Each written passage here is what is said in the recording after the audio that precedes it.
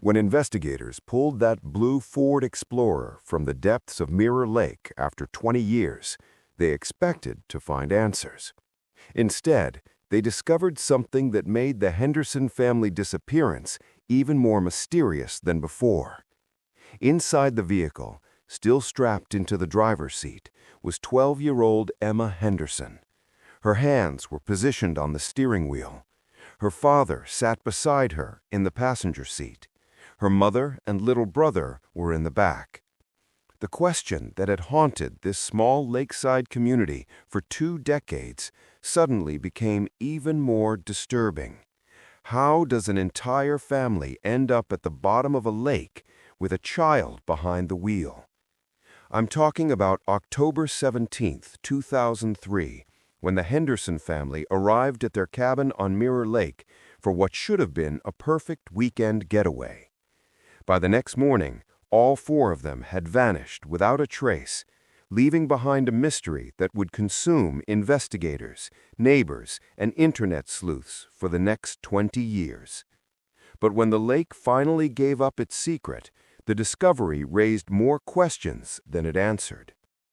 Let me take you back to where it all began. David Henderson was the kind of father who still believed in family traditions. At 45, he worked as a civil engineer in Seattle, but every fiber of his being came alive when he talked about their little cabin on Mirror Lake. He'd inherited it from his grandfather and spent countless summers there as a kid, swimming off the dock and catching bass with a bamboo fishing pole. Sarah, his wife of 15 years, was an elementary school teacher with the patience of a saint and laugh lines that told the story of a woman who genuinely enjoyed life. She had this way of making everyone feel welcome. Neighbors would later tell investigators how she'd always wave from the porch, how she'd bring over fresh-baked cookies when new families moved to the lake. Then there were the kids. Emma was 12, right at that age where she was trying to be grown up, but still young enough to get excited about s'mores and ghost stories. She'd been learning to play guitar and had dreams of becoming a marine biologist. She kept a detailed journal of all the fish and birds she spotted at the lake. Tyler was 8, all energy and curiosity, the kind of kid who collected interesting rocks and could spend hours building elaborate sandcastles on the small beach near their dock. The Hendersons had been making this trip every October for years. It was their tradition, one last hurrah before the Pacific Northwest winter settled in. David would take Friday off work, they'd pack up their blue Ford Explorer and head out to the cabin for a long weekend of hiking, fishing, and just being together. October 17, 2003 started like any other trip. Their neighbor, Mrs. Chen, who lived 2 doors down from their Seattle home, watched them load up the SUV around 2 p.m. She gave me a big hug, she'd later tell police. She said they'd see me Sunday night and asked if I could water their plants. Tyler ran back to give me an extra hug. That little boy was always so affectionate. The drive to Mirror Lake typically took about 2.5 hours, winding through increasingly dense forest until you reached the small community of about 30 cabins scattered around the lake's perimeter. The Henderson cabin sat on the eastern shore, a modest 2-bedroom structure with a wraparound porch and a private dock that David had rebuilt himself 3 summers earlier. By all accounts, they arrived at the cabin around 5 p.m. Jim and Carol Brennan, who owned the cabin next door, were sitting on their porch when they saw the Explorer pull into the Hendersons' gravel driveway. "We waved," Carol would later recall. Sarah waved back. The kids jumped out and Tyler immediately ran toward the lake. David called him back. You know how parents do. It all looked completely normal. Around 6:30 p.m., Jim noticed smoke coming from the Henderson cabin's chimney. David always got a fire going first thing. It was his ritual. He said a cabin wasn't really alive until you had a fire crackling. The Brennans could hear the family settling in, doors opening and closing, the kids' voices carrying across the water as they explored the dock, the familiar sounds of a family vacation beginning. Around 8 p.m., Carol saw lights on in the cabin and what looked like someone moving around in the kitchen. She remembered thinking how cozy it looked. You could see them through the windows, just being a family. That was the last anyone saw of the Hendersons. The next morning, Saturday, October 18, 2003, Carol Brennan stepped onto her porch with her morning coffee around 7 a.m. Something felt off. The Henderson cabin was completely silent. No smoke from the chimney, no sounds of the kids playing. The Blue Explorer sat in the driveway exactly where it had been parked the evening before, but the cabin felt empty. "I told Jim something wasn't right," Carol would later say. "In 15 years of being neighbors, I'd never known that family to sleep past 7 a.m. when they were at the lake. David was always up early, getting the coffee started, planning their day." By 10 a.m., the Brennans decided to check on their neighbors. Jim walked over and knocked on the front door. No answer. He called out, "David? Sarah?" but heard nothing back. The door was unlocked, which was unusual for the lake community, so Jim pushed it open and called inside. What he found would haunt him for the rest of his life. The Henderson cabin looked like a snapshot of family life suddenly interrupted. On the kitchen counter sat 4 plates with the remnants of what appeared to be a simple dinner: sandwiches, chips, and apple slices. 2 of the plates looked barely touched. David's coffee mug sat next to the morning paper, folded open to the sports section. Sarah's reading glasses lay on the arm of the couch next to a half-finished romance novel.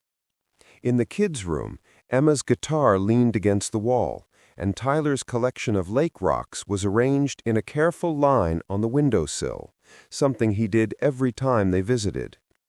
The beds were unmade, but that just looked like kids being kids on vacation. What struck Jim Brennan most was how normal everything appeared. It didn't look like they'd packed up to leave, he'd tell police. It looked like they just stepped out for a walk and would be right back. But there were some puzzling details. The back door, which led from the kitchen to the porch overlooking the lake, stood wide open. A flashlight sat on the porch railing. And strangest of all, Sarah's purse was missing, but David's wallet lay on the kitchen counter, with $200 cash still inside. Jim immediately called 911. Within an hour, the first sheriff's deputies arrived, followed by Detective Maria Santos, a 15-year veteran who'd worked dozens of missing persons cases in the rural counties around Seattle. Detective Santos would later describe the scene as both completely ordinary and deeply unsettling. There was no sign of struggle, no indication of forced entry, no blood, nothing broken or disturbed. But there was this overwhelming sense that something was very wrong. You could feel it the moment you walked in. The initial search focused on the immediate area around the cabin. Maybe the family had gone for a hike and gotten lost. Maybe one of the kids had fallen into the lake and the parents had gone in after them. These were the logical possibilities, the ones that made sense. Search and rescue teams arrived by afternoon.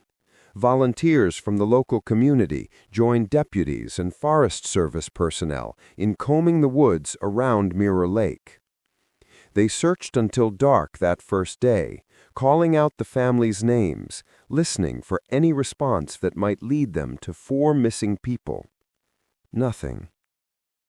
Sunday brought more resources: a helicopter equipped with thermal imaging, professional search dogs, and a dive team to search the lake itself. The dogs picked up scent trails leading from the cabin toward the lake, but the trail seemed to vanish at the waterline. Divers searched the area around the dock and along the shoreline, but found no trace of the Henderson family. The dogs were confused, recalled handler Bob Mitchell, who worked with German shepherds trained in search and rescue. They'd follow a scent to the edge of the water and then just stop, circle around, whine, but couldn't pick up the trail on the other side. In 30 years of doing this work, I'd never seen anything quite like it. The helicopter search covered hundreds of acres of dense forest surrounding the lake. Thermal imaging turned up deer, a few campers in distant areas, but no sign of 4 missing people. The lake itself was dragged with sonar equipment, but Mirror Lake was deeper than most people realized, nearly 200 feet at its deepest point, with underwater ledges and fallen trees that created countless places where bodies could become trapped or hidden. After a full week of intensive searching, the active operation was scaled back. The Henderson family had simply vanished. But Detective Santos wasn't ready to give up. She'd built her career on the belief that people don't just disappear, that there's always a logical explanation if you're persistent enough to find it. She started digging deeper into the Henderson family's life, looking for anything that might explain why 4 people would suddenly vanish from a locked cabin in the middle of nowhere. What Detective Santos discovered was a family that, by all accounts, was genuinely happy and stable. David's engineering firm confirmed he was a reliable employee with no money troubles or workplace conflicts. Sarah's principal described her as one of their most beloved teachers. The kids were doing well in school, had friends, participated in activities. There were no custody issues, no family disputes, no history of domestic violence or mental health crises. But in small communities like the one around Mirror Lake, theories spread like wildfire. The first whispers focused on money. Someone started a rumor that David Henderson had embezzled funds from his engineering firm and had staged the family's disappearance to avoid prosecution. Detective Santos checked this thoroughly. The firm's books were clean, David's finances were in order, and there was no evidence of any financial impropriety. Then came the more elaborate theories. A local man claimed he'd seen strange lights over the lake the night the Hendersons disappeared. He suggested alien abduction, a theory that gained surprising traction on early internet forums dedicated to unexplained phenomena. Detective Santos didn't waste much time on this angle. More troubling were the whispers about cult activity in the area. There had been reports over the years of people hearing drums in the forest at night, of finding unusual symbols carved into trees near some of the more remote cabins.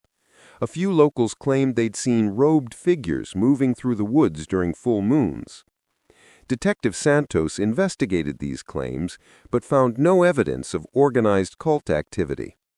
The drums turned out to be a group of teenagers who liked to camp and play music in the forest. The symbols were mostly the work of bored kids with pocket knives. The robed figures were likely campers wearing rain gear. But there was one theory that Santos couldn't easily dismiss, and it had to do with Mirror Lake itself. The lake had a darker history than most visitors realized. Since the 1940s, there had been at least a dozen accidental drownings, an unusually high number for a body of water that size. Most were attributed to the lake's deceptive characteristics. What looked like a peaceful mountain lake was actually spring-fed with extremely cold water that could cause shock and rapid hypothermia. The bottom dropped off sharply in many areas, and underwater currents could be surprisingly strong. Local folklore had built up around these tragedies. Old-timers claimed the lake was hungry, that it claimed victims on a regular schedule. They spoke of strange echoes that bounced off the water at night, of voices calling from areas where no one stood. This was the kind of talk that Detective Santos typically ignored, but she couldn't deny that Mirror Lake that claimed an unusual number of lives over the decades. Could the entire Henderson family have somehow ended up in the water? It seemed impossible. 4 people, including 2 adults who were strong swimmers, all drowning simultaneously with no trace or cry for help. But Santos had learned that in missing persons cases, sometimes the impossible turns out to be exactly what happened. The investigation stretched into months, then years. The cabin remained exactly as the family had left it, preserved like a crime scene, even though no crime could be proven. David's company held his job for 6 months before finally accepting he wasn't coming back. Sarah's school created a memorial garden in her honor. Emma and Tyler's friends left toys and flowers on the dock where they'd last been seen playing. Every few years, someone would report a sighting. The Hendersons had been seen at a grocery store in Oregon, or getting gas in Northern California, or boarding a ferry to Alaska. Detective Santos followed up on every credible lead, but none panned out. The family had simply vanished as completely as if they never existed. By 2010, the case was officially classified as cold, though Santos kept the file on her desk until she retired in 2018. She'd developed her own theory over the years, that somehow, some way, the entire family had ended up in Mirror Lake. It was the only explanation that fit the evidence, even if it seemed to defy logic. She would turn out to be more right than she could have imagined. Climate change affects different regions in different ways, with the Pacific Northwest experienced something unprecedented in the late 2010s and early 2020s. A combination of reduced snowpack, increased temperatures, and changes in precipitation patterns led to drought conditions that persisted for several years. Mirror Lake, fed primarily by mountain springs and seasonal runoff, began to drop. At first, it was just a few inches, enough to expose parts of the shoreline that hadn't been visible in decades. Old dock foundations appeared like ghostly fingers reaching up from the lake bottom. Trees that have been submerged for generations suddenly stood like weathered sentinels in what was now shallow water. The local community was fascinated by these revelations. People discovered old fishing equipment, dock anchors, even a few sunken rowboats that had been lost and forgotten over the years. It became a kind of treasure hunting expedition for the families who lived around the lake. But it was Tommy Garcia, a 16-year-old whose family owned a cabin on the North Shore, who made the discovery that would change everything. On the morning of August 15, 2023, Tommy was out in his kayak exploring areas of the lake that were now accessible due to the low water levels. He was an experienced kayaker and knew the lake well. But that morning, he was seeing parts of the bottom that no one had viewed in living memory. About 200 yards from the Henderson dock, in what had previously been about 15 feet of water, Tommy spotted something that didn't belong. At first, he thought it might be another old boat or piece of dock equipment, but as he paddled closer, he realized he was looking at something much more significant. The curved edge of what appeared to be a vehicle roof was visible just beneath the surface of the water. Tommy immediately called his father, who contacted the sheriff's department. Within hours, Detective Ray Morrison, Detective Santos' successor on cold cases, was standing on the shore looking out at what appeared to be a submerged SUV. The recovery operation took 2 days. Using specialized equipment and a team of divers, they carefully extracted what turned out to be a blue Ford Explorer, license plate matching the vehicle that had disappeared with the Henderson family 20 years earlier. The SUV was in a remarkable condition. The cold, oxygen-poor environment at the bottom of Mirror Lake had preserved it almost perfectly. The windows were intact, the doors were closed, and incredibly, the vehicle's contents were still identifiable. What they found inside would haunt everyone involved in the recovery. All 4 members of the Henderson family were still in the vehicle. David sat in the passenger seat, his seatbelt still fastened. Sarah was in the back seat behind him, her arms positioned as if she'd been reaching towards the front of the car. Emma was in the driver's seat, her small hands still gripping the steering wheel. Tyler was beside her in the front passenger seat, his seatbelt carefully secured. The positioning told a story that nobody had ever imagined. Detective Morrison worked with the county coroner and a team of forensic specialists to piece together what had happened that October night in 2003. The evidence painted a picture that was both tragic and mystifying. Based on the vehicle's position and the way it had come to rest on the lake bottom, investigators determined that the Explorer had entered the water at a significant speed, traveling in a straight line from the shore towards the deeper part of the lake.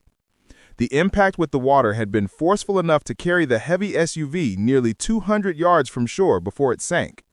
But here's what made no sense. Emma, a 12-year-old girl, had been behind the wheel. The driver's seat was adjusted to accommodate someone much shorter than David Henderson. Emma's position, her grip on the steering wheel, the way her feet would have reached the pedals, everything indicated that she had been driving when the vehicle went into the lake. Further examination revealed even more puzzling details. The car's headlights were on when it entered the water. The bulbs showed the telltale signs of being hot when they contacted the cold lake water. The radio was tuned to a classical music station that Sarah was known to prefer. Most mysteriously, the doors were not locked and all the windows were rolled up tight. Dr. Rebecca Foster, the forensic pathologist who examined the remains, could determine little about the exact cause of death after 20 years underwater, but she could confirm that all 4 family members had drowned. There were no signs of trauma that would suggest violence or struggle before they entered the water. The positioning of the family suggests they were all conscious and aware when the vehicle entered the lake. There's no evidence of any of them attempting to escape the vehicle once it was in the water, which is unusual but not unprecedented in cases of cold water shock. Detective Morrison spent months trying to understand how and why a 12-year-old girl would be driving her family's SUV into a lake in the middle of the night. The keys were still in the ignition, the car was in drive. Everything suggested that Emma had deliberately started the vehicle and driven it into Mirror Lake with her entire family inside. But why? And how had she convinced her parents and little brother to get in the car with her? Why hadn't any of them tried to escape once they realized what was happening? In January 2024, the Sheriff's Department officially closed the Henderson missing persons case. The official determination was accidental drowning, with the assumption that 12-year-old Emma had somehow gained access to the car keys and, through some combination of childhood curiosity and tragic miscalculation, had driven her family into the lake. Detective Morrison held a press conference where he stated that while many questions remained unanswered, the physical evidence clearly showed that the Henderson family had died together in their vehicle at the bottom of Mirror Lake. After 20 years of uncertainty, he said, the families of David, Sarah, Emma, and Tyler Henderson finally have some closure. But did they really? The official explanation satisfied almost no one who had followed the case over the years. How does a 12-year-old convince her entire family to get into a car with her in the middle of the night? Why would responsible parents like David and Sarah allow their daughter to drive, especially near a lake they knew was dangerous? And why, once the car was in the water, did nobody try to escape? Carol Brennan, now in her 80s and still living next door to the Henderson cabin, has her own theory. That little girl was trying to save them from something, she insists. Emma was smart and responsible. She wouldn't have done something like that without a reason. Maybe there was someone at the cabin that night. Maybe she thought driving away was their only escape. Others in the community believe the answer lies in some kind of medical emergency. Perhaps David or Sarah had suffered a stroke or heart attack, and 12-year-old Emma, in her panic, thought she could drive them to get help. The nearest hospital was 40 miles away, but a scared child might not have understood that driving toward the lake was taking them in the wrong direction. Dr. James Wheeler, a child psychologist who has studied the case, offers another possibility. Children that age are capable of surprisingly complex reasoning, but they can also make decisions based on incomplete information or magical thinking. Emma might have believed she was solving a problem that existed only in her mind. But perhaps the most haunting theory comes from Tommy Garcia, the teenager who discovered the SUV. Tommy has spent considerable time thinking about what he found, and he's developed a hypothesis that nobody wants to consider. What if it wasn't an accident? He asks. What if someone else was at the cabin that night, someone who forced the family into the car? What if Emma was put behind the wheel to make it look like a child's tragic mistake? This theory would explain why the family didn't try to escape the vehicle, why responsible adults would allow a child to drive, and why the car traveled in such a straight, purposeful line into the deep water. But it raises even darker questions. Who would do such a thing? And why has there never been any evidence of another person at the cabin that night? The Henderson cabin still stands on the eastern shore of Mirror Lake. It was eventually sold to pay off the family's remaining debts, and it's changed hands several times over the years. The current owners, a retired couple from Portland, say they're aware of the history, but don't find it disturbing. It's a beautiful, peaceful place, they insist. Whatever happened here 20 years ago, it doesn't change that. But locals aren't so sure. There are still reports of strange sounds coming from the cabin at night, of lights moving around inside when nobody should be home. Some say they've seen a young girl on the dock at dusk, just standing there, looking out over the water. Detective Morrison, who officially closed the case, admits privately that he's never been satisfied with the resolution. We found the family, we know how they died, but we don't really know what happened that night. In police work, sometimes that's the best you can do, but it doesn't mean all the questions are answered. Dr. Foster, the forensic pathologist, has her own lingering doubts. 20 years is a long time to be underwater. The evidence we could gather was limited. There could have been factors involved that we simply can't detect anymore. So what really happened to the Henderson family on that October night in 2003? After 20 years of searching and theorizing, after finding their bodies and examining every piece of physical evidence, we're left with more questions than answers. Was it a tragic accident caused by a child's poor judgment? A medical emergency that spiraled out of control? Or something darker? A crime so carefully planned that even 20 years later, we can't see the truth? The waters of Mirror Lake have given up their secret, but they haven't given up their mystery. 4 people died that night, and the only witnesses to what really happened went down with them into the cold, dark water. Maybe that's where some secrets are meant to stay. What do you think happened that night at Mirror Lake? Was Emma trying to save her family, or was there someone else involved that we'll never know about? Share your theories in the comments below. Sometimes the community can see connections that investigators miss. If you found this story as haunting as I did, you might want to check out our deep dive into the Cascade Mountain disappearances, where entire hiking groups have vanished without a trace. That video drops next week, and trust me, you won't want to miss it. Until next time, remember, the truth isn't always what it appears to be, and some mysteries are more complex than they seem on the surface.